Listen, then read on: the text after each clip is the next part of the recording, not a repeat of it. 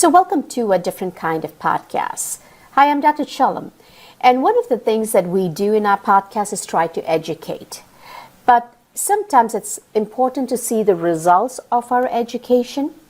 A big part of what we do in our practice is get patients to understand they can actually begin to heal when they take charge of their health. And in this podcast, one of our patients had been very gracious enough to share this journey and was willing to help all of us understand what her mindset was when she started out this journey. So we have two types of patients. One patient that walks into a doctor's office saying, I am broken, I'm going to go to this person who's going to fix me, and they can fix me because they understand what I have, and I'm going to fully trust what they have to dish out for me. The other type of patient is the one who understands what their role in their own health journey or disease journey has been, and really get themselves educated so they don't have the fear or the reactive nature. Because when you have a diagnosis, whether it be a catastrophic diagnosis like cancer or heart disease, you don't want to just say, help me, because what a doctor does is helps your disease. But to truly help you and help you understand or remove that fear is to help educate you so that you can take the steps needed to actually resolve the health problem and kind of create health rather than manage disease. And I think this particular example is a great example. And of course, our life coach, Kim, who understands a lot about the mindset and the conversations we have with ourselves, actually has helped us walk through that thought process. Why is it important to ask different questions? Because the quality of the answers you get is determined by the quality of the questions you ask. If you ask a good question, you're going to get a very good answer. If you ask the same question you've asked for years, you're always going to get the same answer. And again, you have to set the intention for what your relationship with your doctor is going to be. I want to heal. I want to find out why I have this and what I can do to get better, rather than walking into a doctor's office and saying, I'm broken, you're going to figure out what broken me, and you're going to give me a quick fix because we have this 15-minute time window, and that's what you're trained to do. These are two completely different approaches. And literally, it is driven by the philosophy and the culture of the practice and the type of patient. So hopefully you will learn something in this podcast from a patient who has probably a similar journey as you are having. And this will empower you to ask the right questions and kind of help you or set the tone for how you should be thinking. So you're really looking for a resolution.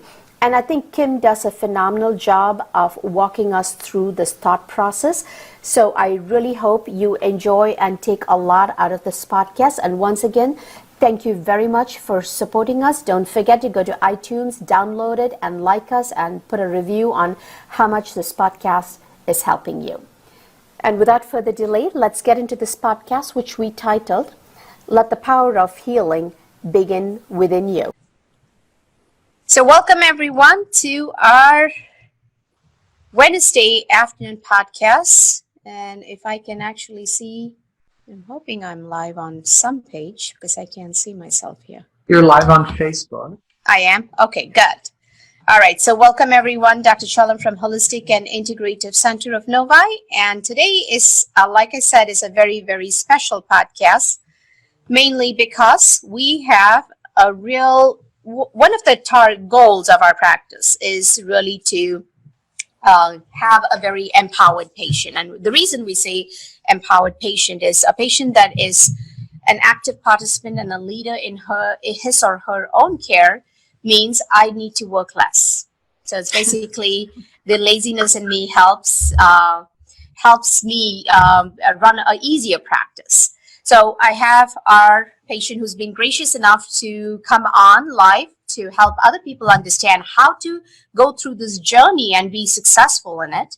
And as you can see, we have our very own Kim, who is our life coach for the whole practice. Hello, everybody. So she is going to walk us through the changes that a person needs in order to get really empowered to begin this journey of healing. So we'll start off with talking to Nancy, see how she began her journey, where she is, and why she got the results she did.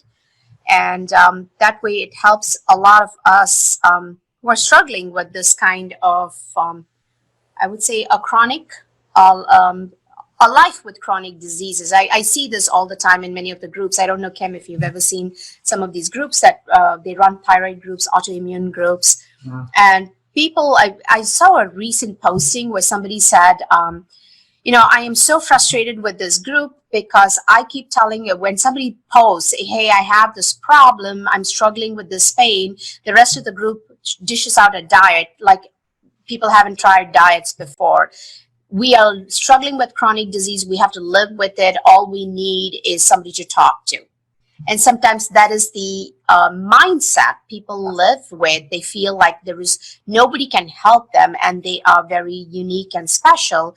And sometimes, I want to jump into those groups and say something like, you can actually help yourself. You just have to be open to a different way of thinking. So that's why what Nancy did is very unique and very different. So let's start off with asking you, Nancy, tell me what, as far as your own journey goes, when was the last time you ever felt well and healthy? Prior to it, before this? Yes. Okay. Well, probably, actually, I joined you about 2 years ago. Mm-hmm. So that would probably be about the time when I started feeling a lot better, once I started changing my diet and that kind of thing. But I mean, I was diagnosed with rheumatoid arthritis when I was 50. Mm-hmm. So it's been like 18 years ago. Wow. And it was just like an overnight thing. I just woke up one day and my hand couldn't hardly close, and went to a arthritis doctor right away because rheumatoid arthritis, my dad had it. So I kind of was worried about it. And they just automatically put me on medications. There were no other options at all available. But even on medications, I was kind of, still having those flare-ups, and it would be down for a while and then it would be back up again. And the medication routine then just began to escalate. So it's not working on this much, so you need to take a little bit more and a little bit more, and let's try a different type of medication. And I felt like I would look around the office of the people waiting in there, and they were all getting worse. Nobody was getting better. I could see, I looked like I was the one that was in good shape, and the people that have been going there for years were just going slowly downhill, and it wasn't something I wanted to do. So I was always looking for a way to improve my position without the constant medication. So when you say you had it overnight, do you truly believe it was overnight, or prior to that, did you have few symptoms here and there that you probably never paid much attention to? Perhaps, I might have, but I really didn't have any joint pain or anything. But any other medical symptoms that you went to the doctor for? Well, I was diagnosed with thyroid, years prior to that. So I was already in the autoimmune, difficulty area. But I saw no correlation between those things. And when I tried to, suggest that, could I, eat differently or whatever, the doctor was basically, you might be able to, there's some things, but nobody ever does it. So don't bother. Okay. So here's the part, Kim. I think one of the biggest observations that Nancy did was, she said, and this is very telling, and I don't know how many physicians feel this way and how many patients feel this way. She said, I was sitting in that waiting room, and they'd been coming years together to the office, and they were getting worse. Yes. And I mean, sometimes that alone, even that thought process to think that way? Like, am I seeing my future self in that waiting room? I think that That was a powerful observation. That means that you came into that situation open-minded already. So you already have a spirit. You came into that space with an issue, but also looking for a solution, not willing to settle for what you observed. So a lot of patients have been going there for years, and they can look around as well. But I'm gonna ask you, how many of those patients actually looked around at each other? Not many, right? Not many. Why? Because if I look around, then I will see and have to choose and make a decision. You looked around, and you saw, and then you made a decision, right?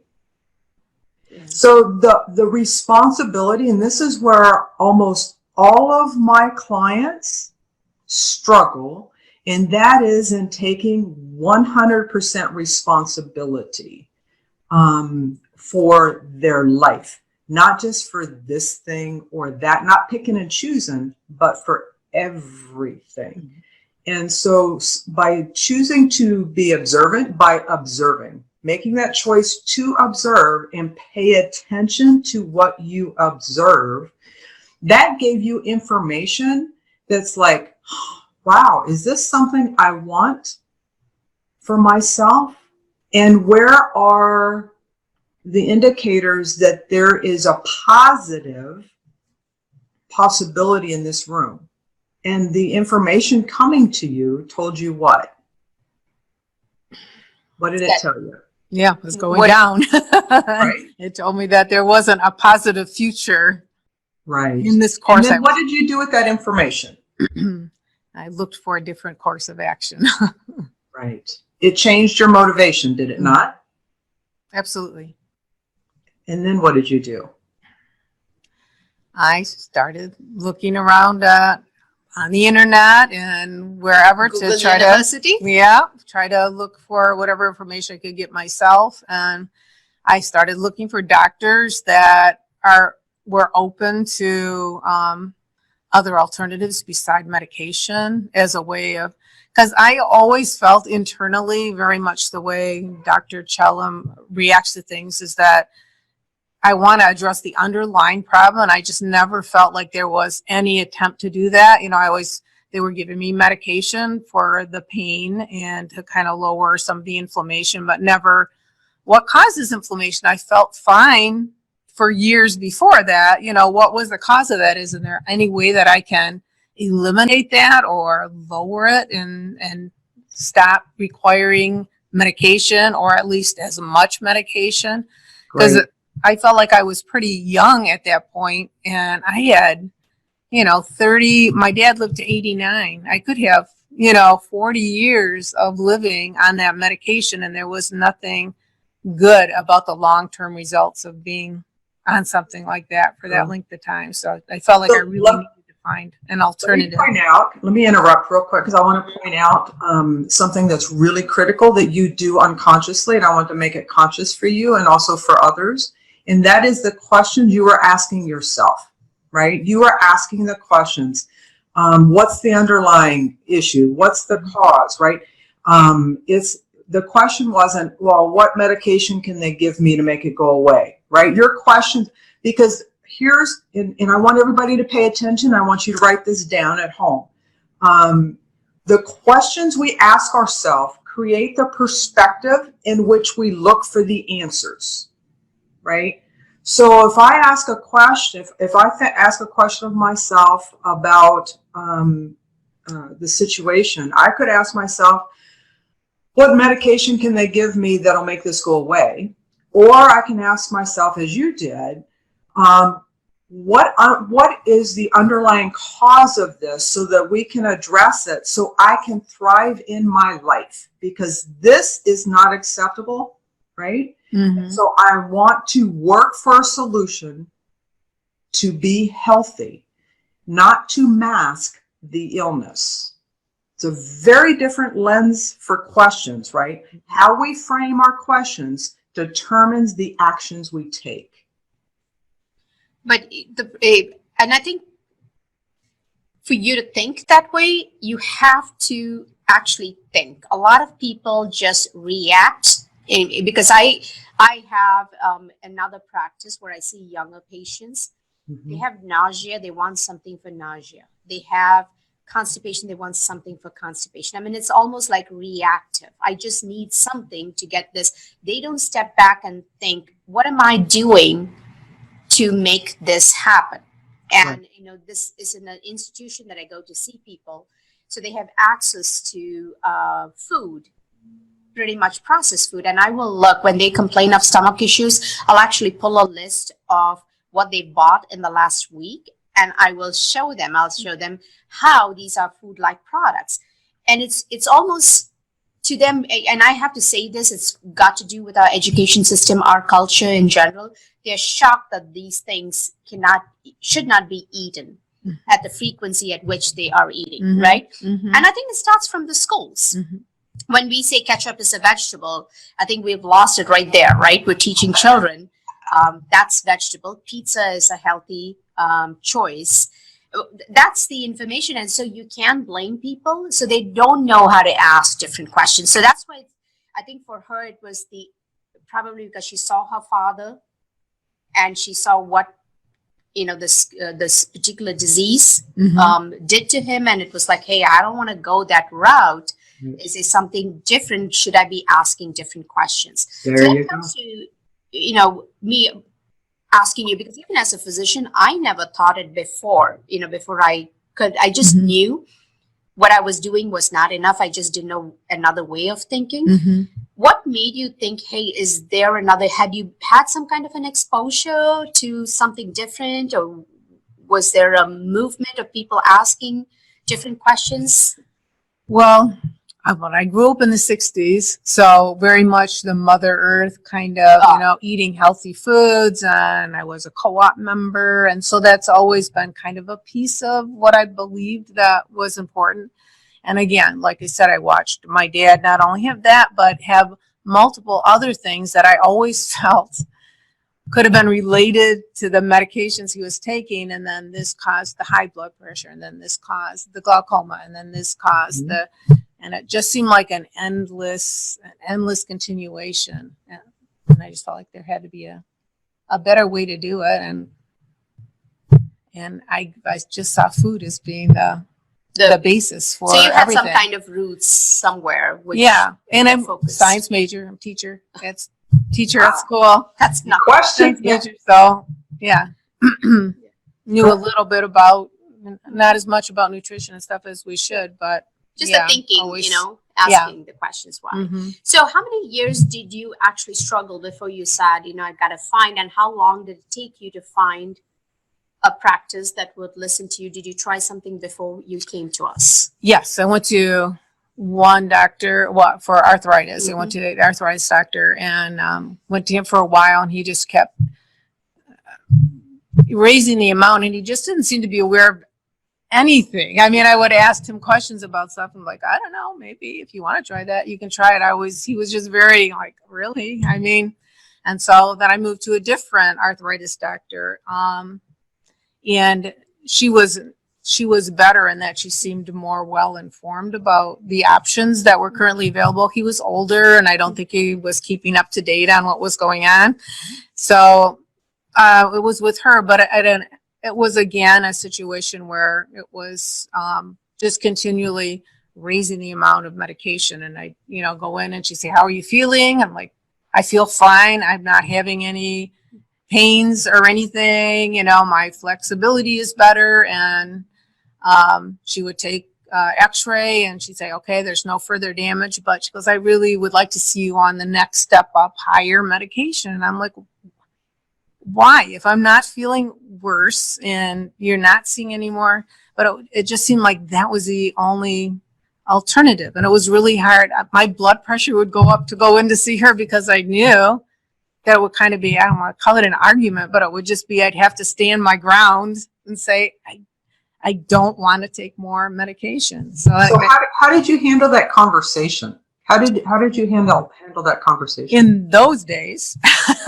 prior to the last couple of years, and those days I just kind of, well, I really, I don't want to do that. And well, you could really consider it. And she knew that was my mindset before I walked in the door. She's like, I know how you feel about medication, but, and sometimes I did, I took the extra medication, and then I'd go home and I'd think about it for a while, and I'd take it for a month or two. And then I'd be like, no, I don't even see any difference. And I'm taking double the medication now. I'm not going to take that. And then, so I'd have all this like medication on the side that I'm not taking, but she thinks I'm taking, kind of, so until the next time I go back, and I'm like, this is crazy. So since I've gone through this, I did change again to another doctor, but this time I, took the time and with some help from Dr. Chellam, found somebody that at least believed that there was something that you could do by the way you eat and the kind of supplements that you take that could improve the position without having to continually maximize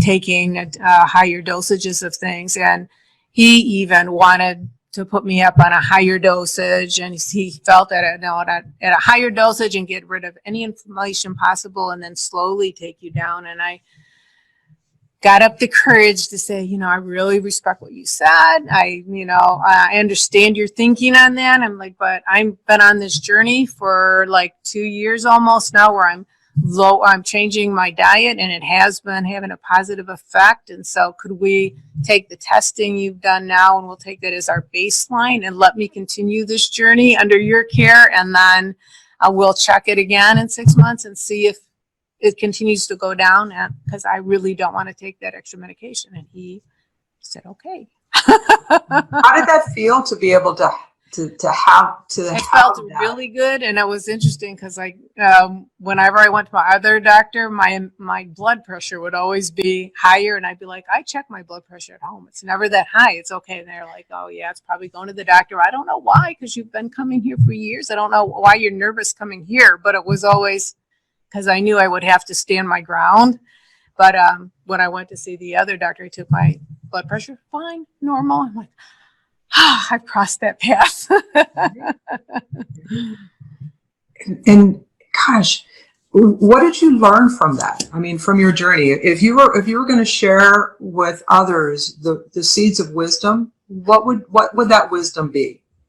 I guess just that you are your best doctor. You're the only one that really knows how you're feeling in your body.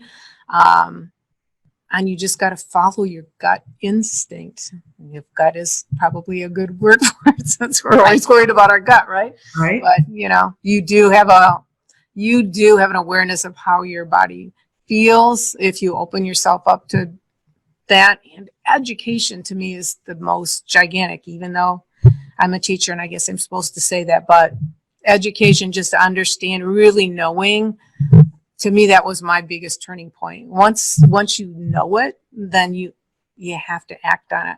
But if you don't really know, it's kind of hard to. There's so much information out there. As a patient, as someone who has chosen to focus on wellness versus illness, I mean, that's a mindset differential, right? It's because we get to choose. Do we want to focus on illness, or we want to focus on wellness, right? That's a decision that we get to make, right? Right. And so focusing on that decision towards wellness, when you're looking at education as a patient, how would you recommend people who want to educate themselves but feel overwhelmed with there's just so much? What would, as a non-medical person, and you've traveled that journey, what would your recommendation be? Gosh, that's a hard question. I don't know. I know initially I can just say what I did, and I did do some investigation online, look up stuff that was directly related to me. But then I also availed myself to some community programs that Dr. Chellam has done some. There's other wellness programs that do like Education. educational type of seminars. Mhm. And there's educational seminars also online that you can do. And that's really where I started trying to see what kind of options were out there. And then that's what led me to running into Dr. Chellam at one of the educational seminars that she did. And the rest is history. So a lot of this, which I think that comes out, is when she said education. What education does is it removes that fear. Yes. What I find with people is when they get a diagnosis, the first thing that hits them is fear.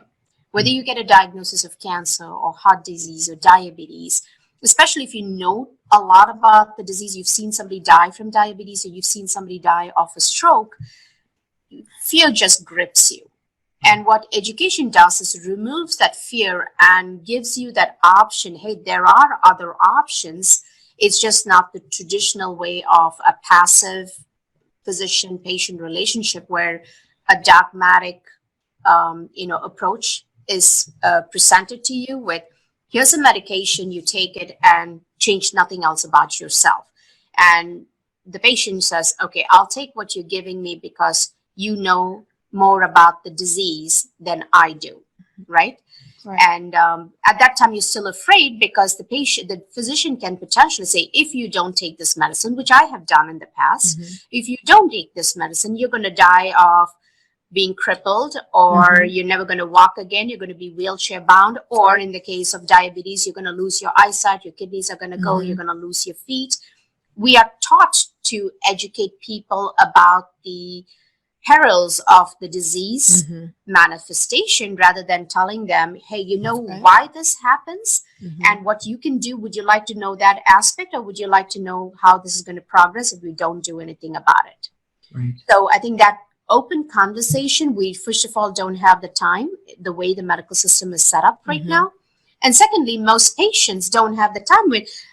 The worst thing for me as a physician is when a patient is coming in, they're waiting to see me, and I walk into that room. Of course, I'm always late because that's how it is.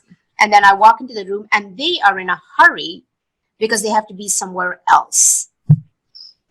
And a lot of people tell the doctors in a hurry. I have seen patients actually in a hurry because they've taken their lunchtime off from their work to come and see me. That's not the right time to come and see your doctor. You need to take your day off to sit and talk to me because this is important enough, especially if we are doing wellness or even an illness evaluation. So there's a lot that plays into how our medical system is set up and the mindset of the patient and the mindset of the doctor.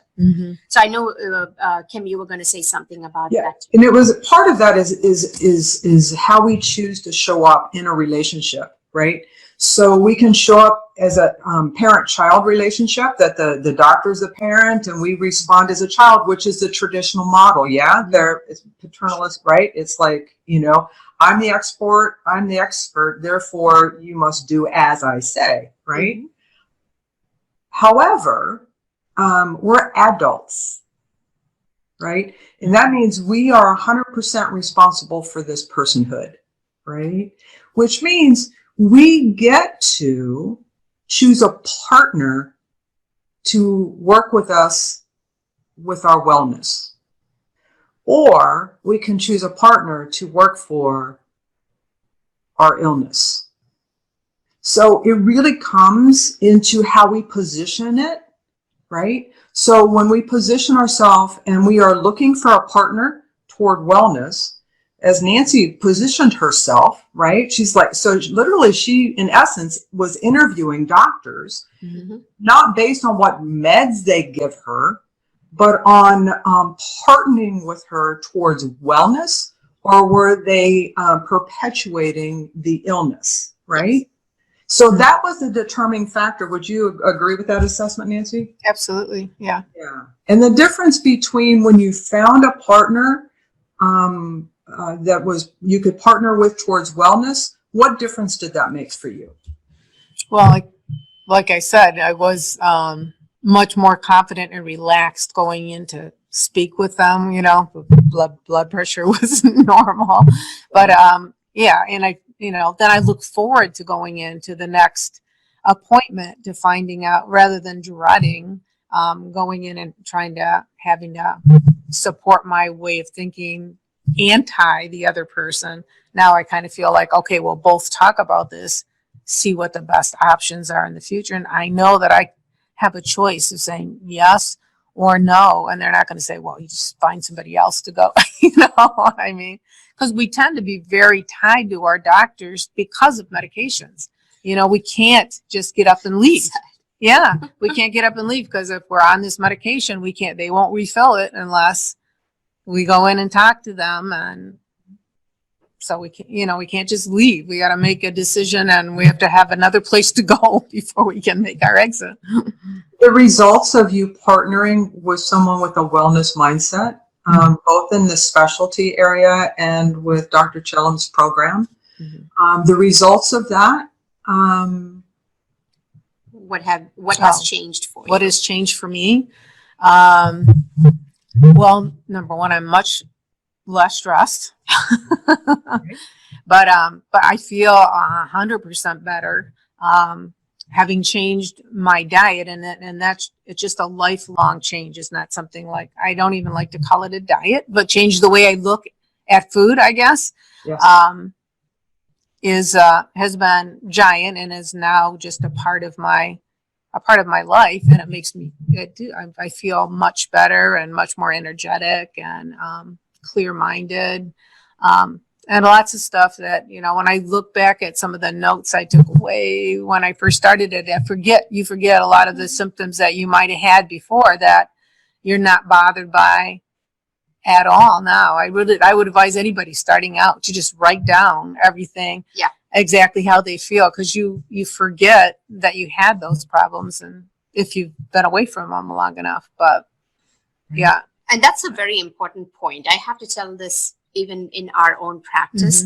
We remember every one of our patients. And one of the reasons I take them on in the program, because I feel like I can help them. And they will be really good. They'll come and say, oh my God, I can't believe the energy, da, da, da, da, da. And then after about 2 years, that becomes their new way of life. And then suddenly they'll think, I don't remember being sick at all. I don't think I've ever had that. And when I go back to the notes, and I know how sick they were, it's amazing to see how little short-term memory we all have. And I've seen patients, and the other big challenge that we have as a practice, and this is coming up more and more frequently, we're into education of patients. That's really how our practice is set apart from many of the functional medical practice. I give my all in terms of education, right? But patients also get education from the internet online. And suddenly they get the wires cross, and they forget who told what. And now they've got this new information. And if they haven't seen us for a few months, they come back and they're on coconut oil, they're on, high whipping cream. And I'm like, where did we get all this? Like, oh, I thought that's good for inflammation. And I'm like going berserk trying to get all of this. And where did all this come from? But they forget where they got that information. So we're in a world where this unlimited information is unlimited, but how you utilize it, there's nothing in, and I recently, it is something that I was listening to somebody speak, we don't know moderation. In fact, I think I was just telling Nancy this afternoon, I'm going to move towards getting everybody on a fasting mode than on a feasting mode. There you go. Right? And because we're so obsessed with food, we're not realizing that to some degree, that's all we keep searching for. We're doing too much of it. And no matter how healthy you eat, you're going to still have problems if you're just eating way too much. So I think the information is important, but education is even more important. You need to understand where that information came from and how is it relevant to you, right? If somebody who is has seizures, high fat works for them. But somebody who doesn't have that problem, you're doing a high fat. So, this is the kind of information people get, and they start following it. And I think for me, that was very important, that you need to go back to your notes and see exactly what has improved since the day you started your wellness journey. And because there's too much of information and you just don't know where to stop.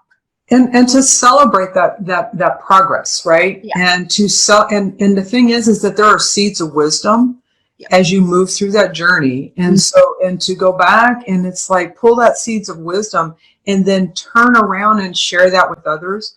And we started the conversation about community, right? Different groups and stuff like that. And there's so many autoimmune groups, there's diabetes group, there's all of these groups, right? The challenge that I found in these groups is what they give attention to, because what we give attention to and focus on grows, right? And every one of all of my coaching clients know this is a mantra they hear, right? You know, so, and what happens is in these groups, we listen to each other's pains and struggles, and that's helpful to a point. Right? That's helpful to a point. Remind me, I'll tell you a story about my trade, but go ahead. Yes, I know exactly where you're going. Yeah. And so part of it is if the focus and the intention of the group is to partner towards wellness, then that sharing time on it should be around successes, your wins, obstacles, and solutions, right? Right. And so when these groups tend to gather, the majority of the focus and attention is on the pains and struggles, right? And not the wins and solutions, right? Because obstacles, look, all of our health issues are simply obstacles. They're challenges. They do not have to be, they don't identify Kimberly, right? That is, I am not arthritis. I am not whatever the it is, right? No, it's an obstacle. It's an issue that we're dealing with. So let's keep that clear in our conversations, in our intention and focus, so that our focus is on thriving, not dying. Right? Absolutely. And you know, when you say that, this is one of the things I recently went for a conference. I told you about communication, right? We wanted to learn about communication. So it's a group of, I would say about 700, 800 people maybe. And so the group was about how you communicate with yourself. What is the negative message? I'm not worth it, or, you know, I'm not successful enough, and da, da, da, da, da. And the whole group, the guy was very good, and he was calling out people who wants to, asking questions, and everybody would get up and tell a sob story about how they were molested, or how they were mentally abused, or how they did not get any love growing up as a child. And soon what I found, it was a 3-day conference, and I found all of these people like connecting. Oh my God, I related to what you said. They hugged each other, and like a magnet. Yeah, it's pretty much like they attracted each other. They started forming groups, and I started feeling very lonely because I was sitting there and I'm trying to think, what sub story do I have in my life that I can pull out so I can connect with this group? I mean, I'm not even kidding. 3 days into it, I was trying to see what is my life's obstacle that I can talk to so that they feel connected with me, and I can, and I'm like, this is crazy. I shouldn't even be thinking this way. So your community is very important. It's absolutely critical. If you want to live a life fulfilled and thriving, your environment matters, and you get to choose that. Yes. You get to choose that because we're contagion, right? My thoughts are, what I focus on, I infect and affect others with my thinking, my beliefs, my energy, all of that. And so if I have this negative story I keep telling myself, right, then guess what? I feel my crowd with other people just like that. And you know what? Now I belong. Because belonging is a human drive. It's a human need. to belong. It is one of the biggest human drives that we have, right? We will do almost anything to belong, right? So when we need to be responsible, 100%, not 98, not 99, not 50-50, 100% with how we show up, right? So am I choosing to be a healthy, vibrant, positive person who is really working toward getting healthy? Or am I a person who has X, Y, and Z illness, and I just got to figure out how to live with it? That's going to attract you're going to feel belonging with a different group of people if that's your mindset. Then if your mindset is, you know what, I have diabetes, and I am going to figure this out because you know what, I can conquer this. I got the ability to find a solution. I need to partner with others who are willing to work with me to do so and get around positive people. Check your mindset, get your energy going, get outside, breathe in the air, the sun, take responsibility for your energy. When you do that, then life changes because you attract different people, you communicate differently, people want to be around you. So many people, so many of the clients that I have that are struggling with illness feel so isolated and alone, right? And part of that is because nobody understands, and I put that in quotes, right? And so I'm really big about not frosting the crap, right? Let's separate the frosting from the crap, enjoy the frosting and deal with the crap. Simple. Life is simple, folks. And so when we separate that and we just look at what is it? How do I want to show up? How is it that I want to deal with this? Where do I want to go with it? Right? Why am I settling for being alone? So here's a question I ask them when nobody understands. Right? Has anybody else had rheumatoid arthritis in the world? Has anybody else lost a child? Has anybody, right? Are you the only person on this planet of how many billions of people, right? And they feel they take offense, right? Because where am I hitting them? In their ego, right? In their ego. But we have to be truth tellers with ourselves first. So we need to kill our own lies, right? Kill our own lies. When we start killing our own lies, then we move to a healthy mindset. Because then it's like, well, if that's not true, I'm doing this, then I have greater possibility than I've given myself permission to have, right? Right.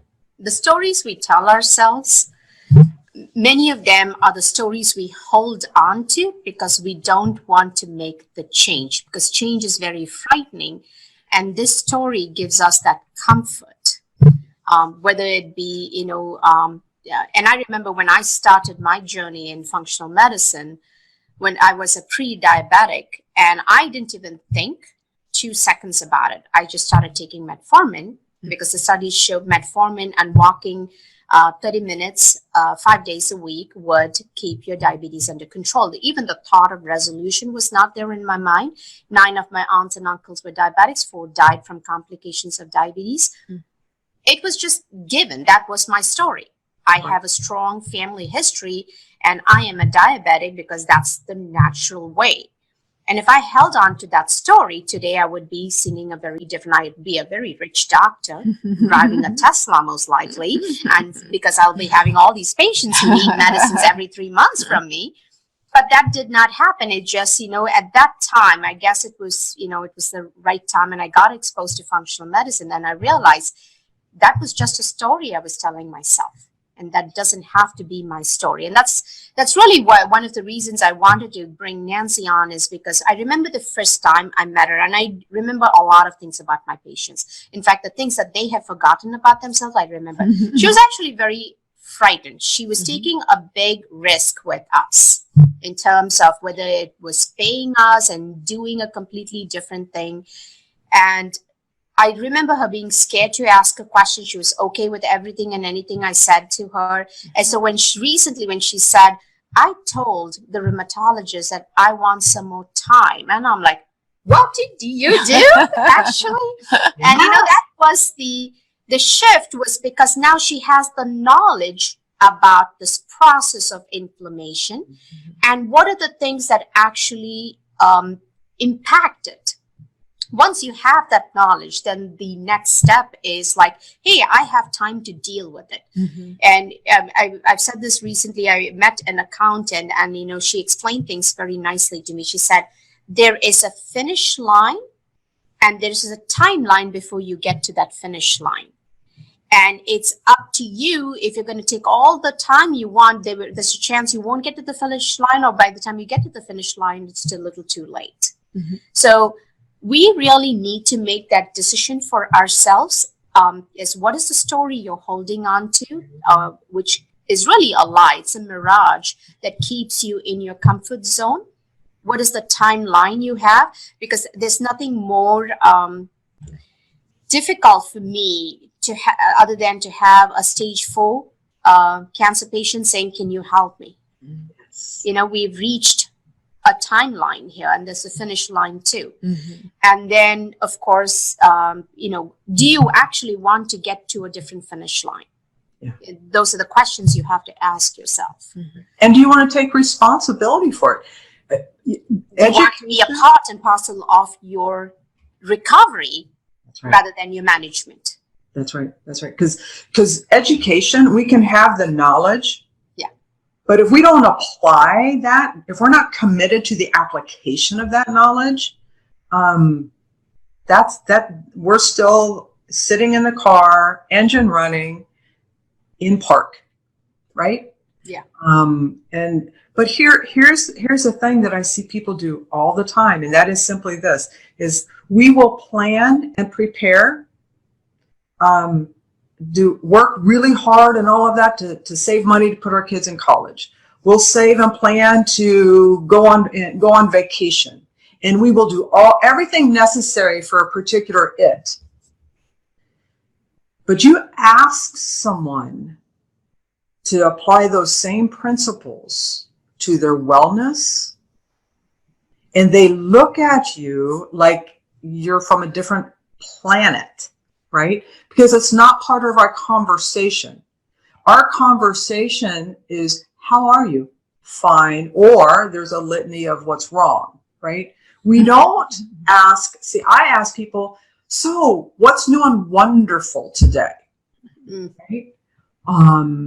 Hey, you discovered any seeds of wisdom? You have any wisdom to share today? Right? We get to frame conversations to elicit things differently from each other. If we did that more often, we can become that contagion where the conversations about partnering for health, empowering each other. Nancy, you have a powerful story to tell from a person who had like all of us, the doctor tells us we do, right? To a place, if I keep doing this, is this my future? Is this a future I want? No. Now what do I do? Oh my gosh, right? Now we're at a different fear factor, right? It's an awareness of, if I don't figure this out, that's what I get, right? So now here's a fork in the road. And then you came out of park and you started driving around trying to find people who had some education around this, that you could, help you figure this out. You were willing to do that, right? And in that process, your voice, you discovered a power within yourself that you're comfortable, you're relaxed, you speak what's on your mind with calm and peace. You ask questions with calm and peace, even though it's about health issues. Wow. That's a whole different gift to the community that you have to offer. And thank you for sharing that with us. It's a powerful gift you give us. Thank you. Absolutely. And I think that's what we're going to do is we have quite a number of patients whose journey, they have evolved. We've seen them evolve. It's almost like I can't imagine the practice without patients like these. And that's one of the things that we try to do with our practice is get people who are successful, who understand that they have the power and that they are the leader of their own care. And they can determine what they want as their outcome for their disease process and their health goals. Yep. You can put a stall to your disease process, not simply by medication, but looking at what initiated it and what needs to change to get it better. Because once your body is better, your mind is, you think just differently. Don't you think? Yeah, for sure. And I think that's really what we try to convey. And she's been like a model for that journey. We have a lot of our patients, and this is really one of our goals, is to get people to be in this space. Yeah. So when they leave us, they're really not dependent on us, and we're not holding them hostage because, they have to come and see us for something very specific, or they're not going to get something back in return. So I think that's this was amazing actually to see her actually ask the right question from her rheumatologist and say, hey, you know what? There's a different way. Can you give me some time? And that was really awesome. Yeah. And to ask this, being specific about it. It's not just a general question. It was very specific about, hey, I understand what your request is, right? Yes. But this is what I'm understanding, and I know it takes time. So let's agree that this is a baseline, and then let's agree on a time that I will go on this journey, reconnect with you, see where it's at. So we're actually on a data point. We're actually looking at data points. We're not just floating around somewhere, right? They're data points, but they're reasonable data points towards wellness. Yes. Not data points towards more illness. Very different perspective, and powerfully done. Powerfully done. Yeah. Yeah. Well, thank you so much, Kim. You make this conversation so much more simpler for people to understand what exactly her thought process was and how she got to where she is. So really appreciate that so much. Yeah. And Nancy, I really encourage you and all of the other patients that are actually on that wellness journey to gather together and just really start sharing that journey, because you are the contagion towards wellness. I was at the hospital this morning and talking with a staff person there, and she was so just defeated because of the system that they work in, and she knows it could be or should be different, but there's nothing we can do. And it's like that helpless mindset keeps us in a helpless place, right? Yes. So the conversation I had with her was able to shift her mindset so that she could feel better that she's actually doing something. And it's like, let's have the conversation, because we never quite know where that conversation will take us or that person we had it with. So if we can just commit to having those wellness conversations, those conversations of empowering each other to use our power and our voice in conversations with others, not in beating other people up and trying to make them do what we did. No, right? Because in that, we're a bully. Yeah. I mean, what's respectful about that? But have the conversations and just empower each other, because that contagion, that becomes a movement over time. And if we just hold the wins and our successes to ourselves, it's a little ripple. When we share those wins and successes with others, it becomes a bigger wave. Yeah. Right. And that's what we want. We want a wellness wave, because we're overwhelmed with the illness wave. Yeah. Yeah, so totally. would you be willing to commit to that like you are now? Absolutely. We just have to have the holistic icon community. She's actually quite an active member of that. And then, we need to have these gatherings so people who feel sick and defeated, Yeah. they just need to be open that there is another way. It's just a little longer route, but it is the route that will take you to the destination you need to be. That's right. And I know internally you really want to be there. So there you go. Thank you for doing the work that you do, Dr. Chellam. oh, thank you so much. I enjoyed this. This is like fun stuff for me. Better than what I used to do before. And like Nancy says she was having high blood pressure going to see the doctor. I used to have blood pressure when I saw the list of my patients. Yeah. Because I'm like, oh my God, this is going to be one of those days that I was going to have this conversation once again, and we're not going to go anywhere. Yes. Exactly. Mhm. It comes from both. I Mhm. mean, it's very nice to see the patient's perspective. And a lot of times we're dishing out these medicines. Oh, your blood pressure is not under control. Let me give you more. The chances are they're not even taking the first one to begin with, right? That's right. So it's another perspective. So that's There you go. really, this is awesome. I think, thank you very much. Yeah, I really thank you. appreciate that you were willing to come and talk.